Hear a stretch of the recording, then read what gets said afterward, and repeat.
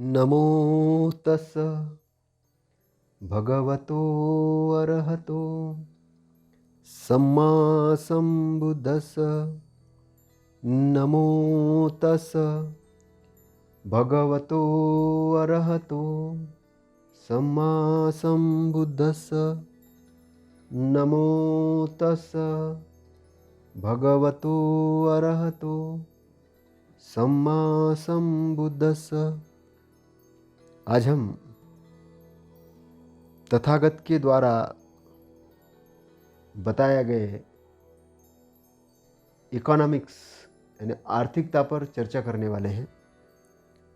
तो बहुत से हम सीरियल्स देखते हैं, हम बहुत सारे साहित्य पढ़ते हैं, लेकिन साहित्य में ये जिक्र नहीं आता है कि तथागत ने उस समय किसी राजा को भिक्षु बनाया, किसी बहुत बड़े व्यापारी को भिक्षु बनाया जैसे अनाथ पिंडक जैसे व्यक्ति को, और किसी सैनिक को भिक्षु बनाया, मतलब सैनिक में जो बड़े पोस्ट पे, बल्कि पहले सेना में नहीं जाना चाहिए इसलिए कुछ सैनिक भिक्षु भी बने थे, लेकिन बाद में तथागत ने प्रतिबंधित कर दिया। और डॉक्टर्स जैसे डॉक्टर जीवक वगैरह थे, उनको भी भिक्षु नहीं बनाया। उनको बोले कि आप भिक्षुओं की सेवा करो, उनके औषधि का उपाय ढूंढो और उनको ठीक करो। तो जीवक भी तथागत के पास में जाकर उपदेश ग्रहण करते थे, जानकारी लेते थे, लेकिन सेवा भाव का उनका कार्य निरंतर जारी रहा। तो अष्टांग मार्ग के अंदर में हम लोग जब सम्यक आजीविका के बारे में बात करते हैं और समझते हैं, तो सम्यक आजीविका का मतलब क्या है कि प्रत्येक व्यक्ति को अपना जीवन चलाने के लिए आजीविका की जरूरत है। तो आजीविका कैसी होती है? आजीविका विभिन्न प्रकार की होती है। तो तथागत ने जिस आजीविका के बारे में बात किया है वो है सम्यक आजीविका। और सम्यक आजीविका के बारे में जब तथागत ने बात किया तो सम्यक का मतलब क्या था? सम्यक का मतलब था कि एक सही प्रकार की राइट आजीविका आपको करनी है। तो आजीविका का साधन की क्या जरूरत है? अभी जैसे बहुत से जगह ऐसा आता है कि जो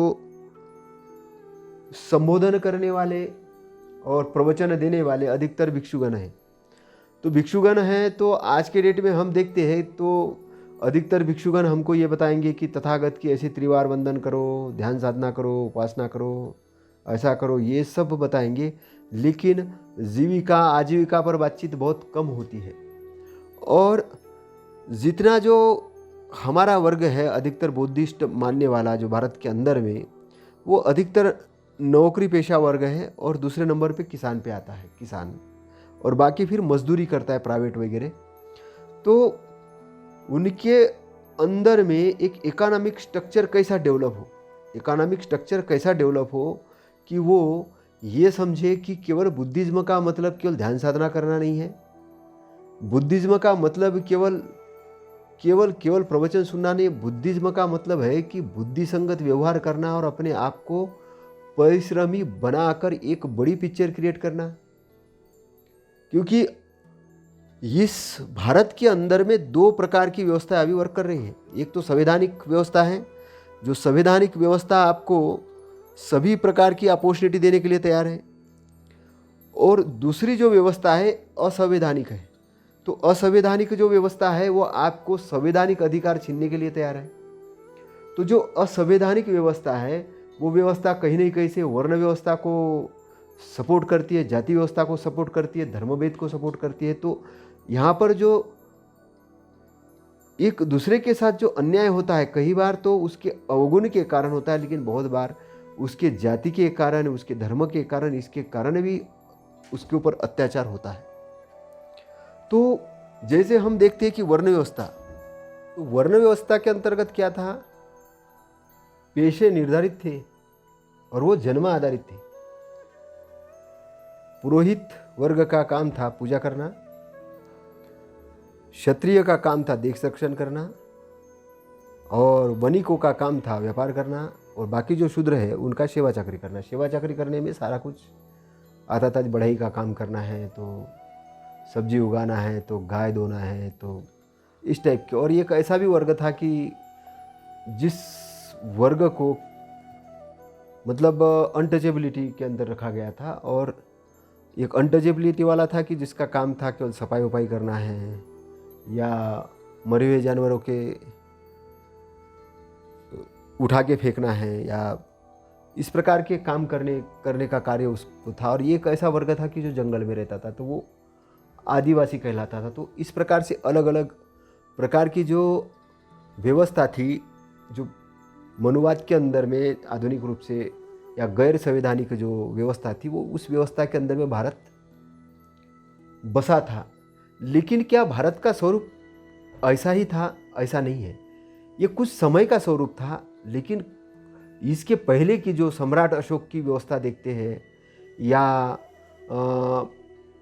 बुद्धकालीन व्यवस्था देखते, तो उस व्यवस्था के अंदर वर्ण व्यवस्था का नामो निशान नहीं था। नहीं के बराबर थी, मतलब थी लेकिन नहीं के बराबर थी। छुआछूत भी बहुत नहीं के बराबर थी, मतलब वहाँ वो उतना नहीं था उसमें। तो वहाँ जो बुद्धिज्म का कॉन्सेप्ट है, ये कॉन्सेप्ट ये गणतंत्र का कॉन्सेप्ट है, गण कॉन्सेप्ट है, मतलब कि मिलजुल कर आपको कोई भी चीज़ का डिसीजन लेना है। और बुद्धिज्म का कॉन्सेप्ट है वर्ण व्यवस्था के टोटल अगेंस्ट में, क्योंकि वर्ण व्यवस्था का कॉन्सेप्ट था, ये कॉन्सेप्ट मानव के मन से तैयार किया हुआ कॉन्सेप्ट था। और ये उन लोगों के द्वारा तैयार किया था कि जो बुद्धिजीवी नहीं थे। जो बुद्धिजीवी नहीं थे वो कहीं न कहीं से मानसिक विकृति से ग्रस्त थे। उन्होंने वर्ण व्यवस्था और जाति व्यवस्था की निर्मिति की। और वर्ण व्यवस्था जाति व्यवस्था की निर्मिति ये गुण आधारित नहीं थी, ये जन्म आधारित थी, गुण आधारित नहीं थी। अभी कभी प्रचार किया जाता है गुण आधारित थी। तो भारत का इकोनॉमिक स्ट्रक्चर, इकोनॉमिक ढांचे को खत्म करने का काम इस व्यवस्था ने बड़े पैमाने पर किया। क्योंकि जो योग्य था, जो कुछ करना चाहता था, उसको जो स्वतंत्रता मिलनी थी, वो स्वतंत्रता नहीं मिल पा रही थी। तो आपने देखा होगा कि भारत के अंदर में जो पहली बार जब स्कूल खोलने का जब कार्यक्रम सावित्रीबाई और ज्योतिबा फुले ने किया, तो पहली बार जो स्कूल खोलने का जो कार्यक्रम किया, तो उनके जो वर्किंग की निंदा की गई, उसको धर्म के विरुद्ध बताया गया। मतलब वो वर्ण व्यवस्था को तोड़ने वाला कार्यक्रम था कि शूद्र अतिशूद्रों को शिक्षा देना, महिलाओं को शिक्षा देना। तो बोले महिला को तो शिक्षा दे नहीं सकती, क्योंकि धर्म के विरोध में है। महिलाओं का काम तो घर में बच्चे पैदा करना है और अपना घर का ही करना है। तो व्यवस्था मतलब धर्म के नाम पे जो राजनीतिक व्यवस्था बनाई थी, उसको धर्म का नाम दे दिया। और वो धर्म का नाम देने वाले जो लोग थे, वो उन्होंने अपने आप को उस व्यवस्था के अंदर में सुपर पावर में रख दिया। और उस व्यवस्था को बड़े घमंड के साथ, बड़े गर्व के साथ अभी कुछ लोग बड़ा प्रचारित करते हैं कि हमारी व्यवस्था बहुत सनातन व्यवस्था थी और ऐसी व्यवस्था थी और वर्णवादी व्यवस्था थी। लेकिन वो लोग हैं कि जो इकोनॉमिक स्ट्रक्चर को नहीं जानते ढंग से, न सच्चाई को जानते हैं, न सच्चाई को जानते हैं, न अच्छाई को जानते हैं। वो एक प्रकार से मानसिक गुलाम लोग हैं, मन के गुलाम लोग हैं। तो मन क्या करता है? मन जब आसक्ति ग्रस्त होता है, मन जब आसक्ति से ग्रस्त होता है, मन जब लोभ से ग्रस्त होता है, तब वो चाहता है किसी को कुछ नहीं मिले, बस मुझे मिले और मेरे आस पड़ोस को मिले, मुझे मिले, मेरे आस पड़ोस के रिश्तेदार को मिले, बाकी किसी को कुछ नहीं मिले। तो ये आसक्ति का एक रूप है। तो मन जब आसक्ति होता है, जब द्वेष से युक्त होता है, जब वो लोभ से युक्त होता है, और जब उसके अंदर में जो एक भावना आती है कि बस मुझे मिलना चाहिए, तो ये जो भावना है, ये भावना एक गुलामी की भावना है। तो जो गुलाम बनाने वाले लोग थे, वो खुद ही क्या हुए? कालांतर में गुलाम हुए। वो कुछ समय पहले मुगलों के गुलाम हुए, फिर अंग्रेजों के गुलाम हुए, वो भी गुलाम हुए, ऐसे नहीं है। वो काय के कारण? वर्ण सिस्टम के कारण। तो ये वर्ण व्यवस्था, ये भारत के लिए लगा हुआ एक कलंक है, एक रोग है, एक कलंक है, एक रोग है। जैसे कि ज्योतिबा फुले कहते हैं कि विद्या बिना मति गई, मति बिना गति गई, गति बिना अर्थ गए, और अर्थ बिना जो शूद्र मतलब बर्बाद हुए। तो इस टाइप का जो वाक्यांश है, जो बातें हैं, जो ज्योतिबा फुले ने बहुत अच्छे से वर्णन किया है। तो ये जो सारी चीज़ें हैं, ये चीज़ें जो हम जानते हैं, तो हमको बड़ा आश्चर्य होता है आज के डेट में ना, कि ऐसा तो है नहीं। अभी तो कई शेड्यूल कास्ट के लोग IAS बन रहे हैं, IPS बन रहे हैं, IRS बन रहे हैं, नेता बन रहे हैं, राष्ट्रपति बन रहे हैं। और OBC के लोग हैं जो शूद्र है, तो कोई मिनिस्टर बन रहे, प्रधानमंत्री बन रहे, तो व्यवसाय कर रहे, तो बहुत व्यवस्था मतलब वही अपने आप में चेंज हो रही है। लेकिन फिर भी जहाँ जहाँ अभी संवैधानिक चेतना नहीं गई है, जहाँ जहाँ बुद्धिज्म की बात नहीं पहुँची है, जहाँ जहाँ समानता की बात नहीं पहुँची है, वहाँ अनायास शोषण जारी है। तो बुद्धिज्म की व्यवस्था क्या है? बुद्धिज्म की व्यवस्था के अंदर में इकोनॉमिक जो स्ट्रक्चर है वो वर्ण व्यवस्था के विपरीत है। उसमें ये है कि नौकर और मालिक में कोई भेद नहीं करने के लिए तथागत ने मना किया है कि भेदाभेद नहीं होना चाहिए। दोनों ही इंसान है, दोनों ने एक दूसरे का सम्मान करना चाहिए, दोनों ने भी एक दूसरे का सम्मान करना चाहिए। ये सबसे पहले समझने वाली बात है बुद्धिज्म के अंदर में। क्योंकि सपोज मान के चलिए कि आपने अपने घर के अंदर में जो नौकर है और उसके साथ अगर सही व्यवहार नहीं किया, तो कोशिश वो ये करेगा कि वो भी कहीं नहीं कहीं से आपको धोखा देने की कोशिश करेगा। मतलब वो कर्म का नियम वैसे ही काम करता है। तो आपने अगर उसके लिए अच्छा व्यवहार किया तो वो आपके लिए अच्छा व्यवहार करेगा, भले वो डर के कारण नहीं कर पाए हो, है ना। अपन ने गलत व्यवहार किया और डर के कारण नहीं, लेकिन वो कहीं नहीं कहीं से सोचेगा कि यार मैं इसका कहाँ से नुकसान करूँ। तो वो जो परिभाषा जो है कि एक मानव के अंदर में जो भेद करने वाली जो परिभाषा है, वो परिभाषा ही निस्तानाबूद करने वाली परिभाषा है। तो अर्थतंत्र को बिगाड़ने वाली परिभाषा है। दूसरी है, तथागत ने जो अनाथ पिंडक से जो बात कही है, अनाथ पिंडक से जो बात कही है और बड़े महत्वपूर्ण बात कही है, और उस बातों को हम संक्षेप में आपके सामने प्रस्तुत करते हैं। अनाथ पिंडक से जो तथागत ने कहा था कि तथागत कहते हैं कि ये गृहस्थ है, उसके पास धम्म के तरीके से, मतलब सदाचार से, अच्छे इसके मार्ग पे जाकर न्यायता, परिश्रम से और बाहुबल से पसीना बहाकर कमाया हुआ धन होता है। तो उसको इस बात की खुशी होती है कि मेरे पास में एक बहुत अच्छे लेवल का धन है, तो उसे प्रसन्नता होती। तो ये उसका एक पहला सुख है। दूसरा है कि संपत्ति भोगने का, कि उसको ये पता होता है कि मेरे पास जो न्यायता, जो अर्जित धन है, उस धन से वो बहुत सारे धम्म के कार्य करता है। मतलब क्या काम करता है? वो दान देता है, उस पैसे से सुख प्राप्त करता है, और अर्जित धन से बहुत सारे अच्छे कार्य वो करता है। तीसरा, उसको जो सुख प्राप्त होता है वो है कि उसको कर्जे से मुक्त होने का, क्योंकि पैसा बहुत सारा तो उसको कर्जा नहीं होता है, तो मेरे ऊपर किसी का भी कोई ऋण नहीं है, ऐसा उसको जब लगता है तो वो भी एक बहुत बड़ा मतलब एक सुख है। और चौथा सुख है उसको दोष रहित होने का। उसको सुख होता है कि मेरे शरीर के अच्छे कर्म हैं और वाणी के भी कर्म अच्छे और मन के भी अच्छे कर्म हैं, तो उसको एक निर्दोषता का सुख प्राप्त होता है। निर्दोषता मतलब कि उसको आंतरिक निर्दोष होने का सुख प्राप्त होता है। तो तथागत अनाथ पिंडक से कहते हैं कि कोई भी जो गृहस्थ है, सदगृहस्थ है, प्रयत्न करेगा तो ये चीज़ प्राप्त कर सकता है। तो अब यहाँ पर क्या हुआ कि ये अनाथ पिंडक था, ये बड़ा व्यापारी था, उस समय का जो वित्त मंत्री था राजा का, वो और बहुत बड़ा व्यापारी था। तो आर्थिक समृद्धि पर वो तथागत से पूछता है कि मुझे तो बहुत कामकाज है बनते, मुझे बताइए, मैंने बड़ा धन इकट्ठा करके रखा है और मुझे बड़ी फिक्र करनी पड़ती है बहुत सारी बातों की, लेकिन मैं अपने काम को करते हुए आनंद पूर्वक रहता हूं और बगैर किसी गफलत के यानी प्रमाद के मैं उसमें लगा रहता हूं। मेरे तो बहुत सारे नौकर चाकर भी हैं, लेकिन उन सबकी जीविका मेरे व्यापार पर ही निर्भर करती है और मेरे व्यापार की सफलता पर निर्भर करती है। लेकिन जब मैंने सुना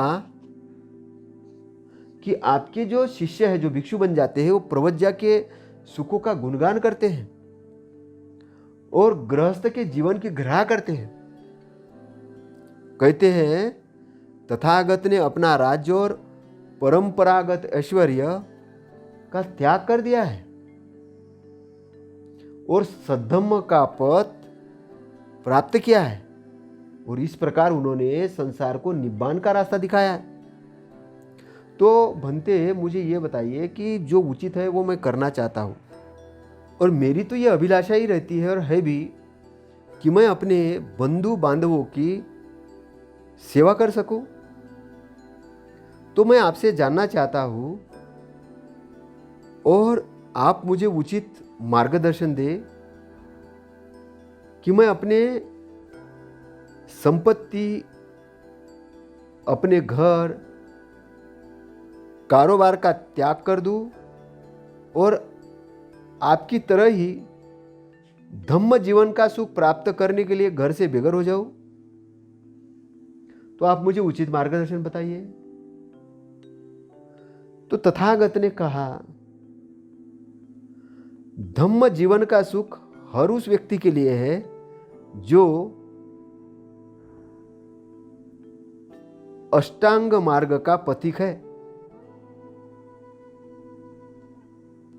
जो धन से चिपटा है। उसके लिए यह अच्छा है कि धन की आसक्ति से अपने हृदय को विषाक्त करने के बजाय धन का त्याग कर दे। लेकिन जिसकी धन में आसक्ति नहीं है और जिसके पास धन है, बहुत महत्वपूर्ण बात जो तथागत कहते, जिसकी धन के अंदर आसक्ति नहीं और जिसके पास धन है और उसका वो उचित उपयोग करता है, ऐसा आदमी अपने मानव बंधुओं के लिए एक वरदान है। तो तथागत क्या कह रहे कि ऐसा जो आदमी है अपने मानव बंधुओं के लिए एक वरदान है। तो मैं तुमको कहना चाहता हूं कि तुम तो गृहस्थ ही बने रहो और अपने कारोबार में, व्यवसाय में अप्रमाद पूर्वक लगे रहो, मतलब सावधानी पूर्वक लगे रहो। आदमी का जीवन, मतलब इंसान का जीवन, ऐश्वर्य और अधिकार उसे दास नहीं बनाते।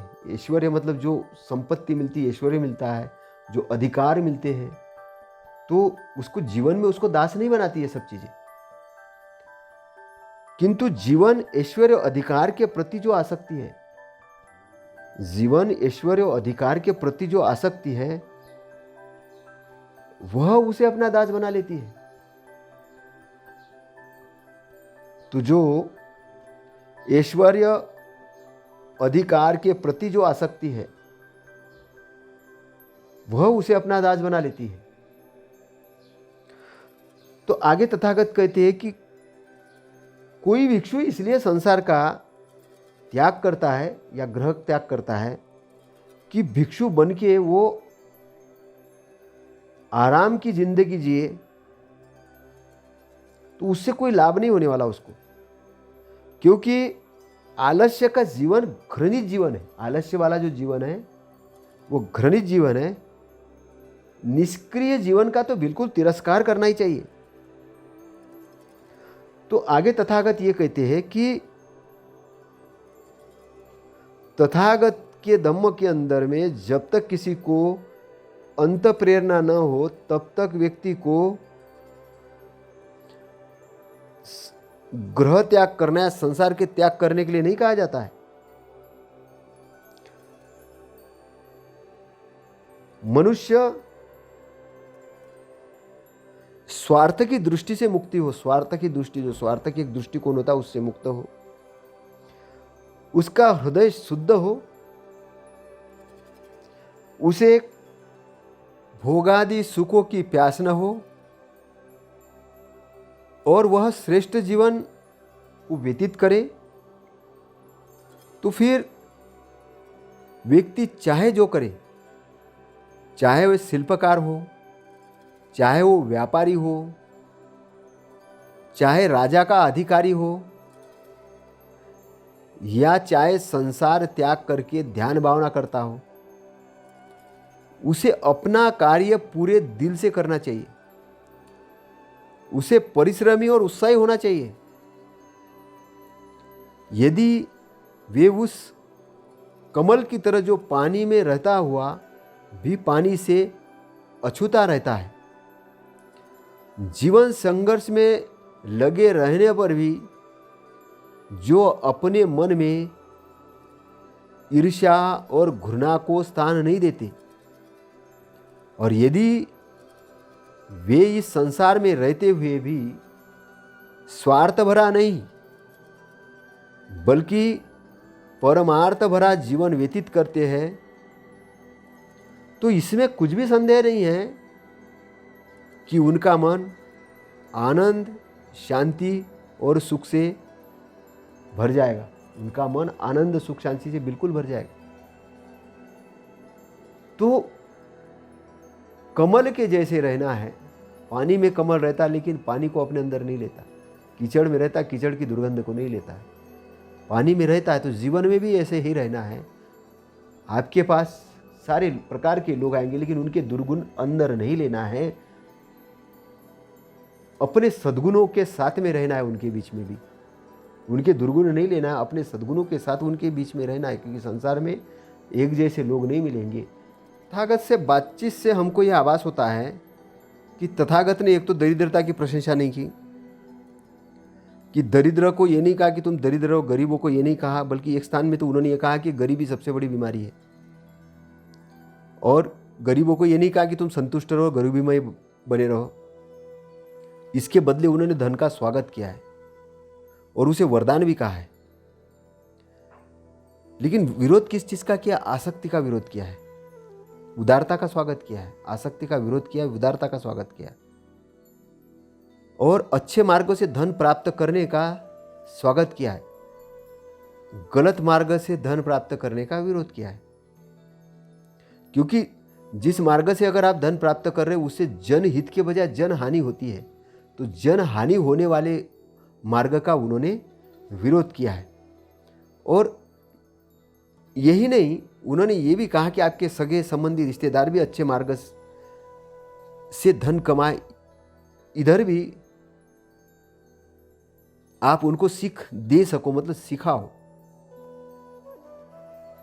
और शरीर से सुखी रहते हुए दीर्घजीवी होना मतलब दीर्घ काल तक स्वस्थ रहने का भी उन्होंने स्वागत किया है, कि अपने स्वास्थ्य को गिरा के धन नहीं अर्जन करना है। जैसे लोग हैं ना कि भाई रात भर सो नहीं रहे, खाना नहीं खा रहे हैं, पानी नहीं पी रहे, लगे साहब खाने काम में, ऐसा नहीं। शरीर को भी ध्यान रखना है, शरीर का भी बैलेंस डाइट लेना है, सारी चीज़, और दीर्घजीवी भी होना है।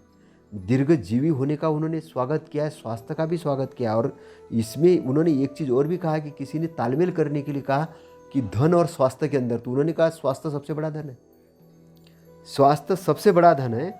तो तथागत की जो धन की परिकल्पना है वो बहुत वैज्ञानिक तरीके की है। आगे तथागत क्या कहते हैं कि जब व्यक्ति बहुत परिश्रम से, बाहुबल से, पसीना बहाकर धन प्राप्त करता है, तो वो क्या करता है?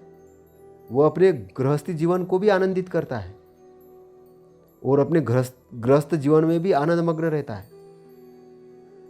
वह अपने माता पिता, बच्चे, पत्नी, नौकर और मित्रों को भी आनंदित करता है और सभी को आनंदित रखता है। तो इस प्रकार जो धन प्राप्त करता है वह धन की हानि नहीं होने देता और उस धन को अच्छे कार्यों पर भी खर्च करता है। घर में अतिथि आए उनके ऊपर खर्च करता है और राज्य के लिए भी अच्छे कार्यों को वो देता है। श्रेष्ठ पुरुषों को, संतों को भी वो दान देता है। और किसको दान देता है? जो अहंकारी नहीं होते हैं, जो गफलत में नहीं रहते हैं, जो विनम्र है, संयत है, जो श्रेष्ठ है, जो खुद का भी विकास करने में लगे हुए हैं और जो संसार में जो लोग हैं उनके लिए भी वो अच्छा कार्य करते हैं। तो उनका जो दान होता है अच्छे कार्य के लिए होता है। तो ऐसे गृहस्थ जब दान देता है तो क्या होता है? उसका दान का जो उद्देश्य होता है उच्च स्तर का होता है। तथागत क्या कहते हैं? तथागत कहते हैं कि जो आपको धन प्राप्त हो रहा है तो उसके 4 हिस्से कीजिए। जैसे व्यापारी है और व्यापार से आपको अगर धन प्राप्त हो उसके 4 हिस्से कीजिए। पहला जो 25% है आप अपने ऊपर, अपने गृहस्थी पर खर्च कीजिए। दूसरा जो 50% है, मतलब 2 भाग जो है 50% है, 50% आपको अपने व्यवसाय में और अच्छे कार्य करने में, शिक्षा ग्रहण करने में लगाना चाहिए 50%। और फिर 25% जो बचता है वो फ्यूचर के लिए, भविष्य के लिए उसका इन्वेस्टमेंट करना चाहिए। तो वर्तमान व्यवसाय की भी बात की है तथागत ने, भविष्य के लिए इन्वेस्टमेंट की भी बात की है और खर्च करने की भी बात की है, तो हिस्से भी बनाने की बात की है। तो तथागत मैनेजमेंट, बड़ा अच्छा मैनेजमेंट भी बताते थे और धन अर्जन करने के लिए अच्छे कला शिल्प सीखने के बारे में भी बात करते हो। कला सीखो, शिल्प संपादन करो, मतलब जितनी ज़्यादा आप कला सीखोगे, जितना अच्छा मैनेजमेंट सीखोगे, जितना अच्छा आपके पास गुण आएंगे, उतना आप धन को अपने तरफ आकर्षित करोगे। आलस्य का उन्होंने टोटल मना किया कि कोई व्यक्ति बोले कि अब तो क्या करना है, बहुत हो गया खाने पीने लायक पैसा, अब आलस में पड़े हैं, ठंड लग रही है तो क्यों काम पे जाए, गर्मी लग रही तो क्यों काम पे जाए, थके तो क्या काम करे। तो उन्होंने कहा कि ऐसा नहीं है, आपको लगन से काम करना है, लगन से काम करना है ना। मूर्ख लोगों की संगति में नहीं रहना है, विद्वानों की संगति में रहना है, ज़्यादा से ज़्यादा सीखते रहना है और सट्टा जुआ में शामिल नहीं होना है, व्यभिचार में, वेश्यागमन में नहीं जाना है। तो ये बेसिक चीज़ें हैं जो उन्होंने बताई है कि एक तो घमंडी नहीं होना है, अहंकारी नहीं होना है। तो ये सारी चीज़ें मैनेजमेंट के अंदर में आती है, इंसानों का आदर करना है। तो इस प्रकार की जो बेसिक बातें हैं जो तथागत बताते हैं। और तथागत ये किस लिए बताते हैं, तथागत बताते कि गृहस्थ बहुत अच्छा गृहस्थ बन जाए, गृहस्थ बहुत अच्छा गृहस्थ बन जाए, व्यापारी बहुत अच्छा व्यापार करने लग जाए, अपने अधीनस्थ लोगों को वो अच्छे से देखभाल करे, उनको अच्छे से रखे। तो बहुत सारा सिस्टम तथागत सिखाते हैं। तो इकोनॉमिक लेवल की बात तथागत बताते हैं कि इकोनॉमिक किस प्रकार से स्ट्रक्चराइज करना है, किस प्रकार से बढ़ाना है। तो तथागत ने ऐसा वारंवार जहाँ जहाँ ज़रूरत पड़ी वहाँ इकोनॉमिक के बारे में भी बहुत सारा उद्बोधन दिया हुआ है। तो हमको ये आज का जो ऑडियो बनाने का मूल जो उद्देश्य है वो यही है कि तथागत ने इकोनॉमी के तरफ से आंखें बंद नहीं की है। तथागत ने एक गृहस्थ को बताया है कि आप ऐश्वर्यशाली और धनशाली बनो, आप बहुत अमीर बनो, लेकिन कैसे रहो, उदार रहो, कंजूस मत बनो, लापरवाह मत बनो, एक डिसिप्लिन वाले व्यक्ति बनो, आलसी मत बनो, परिश्रमी बनो। तो तथागत ने कुछ जीवन के अंदर उद्देश्य बताया कि आप ये सब करोगे तो किस लिए करोगे, ऐसा जीवन जीने के लिए कि जैसे कमल है जैसा जीवन, कि कमल पानी में रहता है और पानी में रहकर भी पानी को अपने अंदर नहीं लेता है। मतलब आपके पास बहुत सारा धन संपत्ति आ जाए, लेकिन आप उस धन संपत्ति पर आसक्त मत हो जाना, धन संपत्ति पर आसक्त मत हो जाना, उसको एक धन संपत्ति ही समझना, उसको साधन ही समझना। आपके पास ऐश्वर्य आ जाए, आपके पास बहुत सारे अधिकार आ जाए, लेकिन उस अधिकारों के कारण आप घमंड मत करना, उस ऐश्वर्य के कारण आप घमंड मत करना। आप एक इंसान बने रहना और इंसान बन के समाज के लिए एक योग्य इंसान बनना। तो तथागत का पूरा जो दृष्टिकोण है वो योग्य इंसान बनाने के लिए था। तो ये बात जानने वाली बात है कि तथागत का जो धम्म है वो केवल भिक्षुओं के लिए नहीं है, वो गृहस्थों के लिए भी है, एक व्यापारी के लिए, सबके लिए। तो तथागत ने अलग अलग समय पे अलग अलग तरीके से उद्बोधन दिया है, मार्गदर्शन दिया है। तो आज के इस व्याख्यान से ऑडियो जो हमने ऑडियो बनाया है उससे आपने कुछ थोड़ी बहुत जानकारी ली होगी और हम और इकोनॉमिक्स पर, अर्थशास्त्र पर, तथागत के अर्थशास्त्र पर और भी धीरे धीरे हम श्रृंखला को आगे बढ़ाएंगे और श्रृंखला को आगे बढ़ाकर आपके ज्ञानवर्धन के लिए तथागत के धम्म के उद्देश्य को ध्यान में रखकर हम ऐसे ही बातचीत वाले ऑडियो बनवाते रहेंगे। आपका हमको सहयोग मिलते रहेगा। आपका मंगल हो, शुभ मंगल हो, आपके लिए मंगल कामनाएं। नमो बुद्धाय, नमो धम्माय, नमो संघाय। साधु साधु साधु।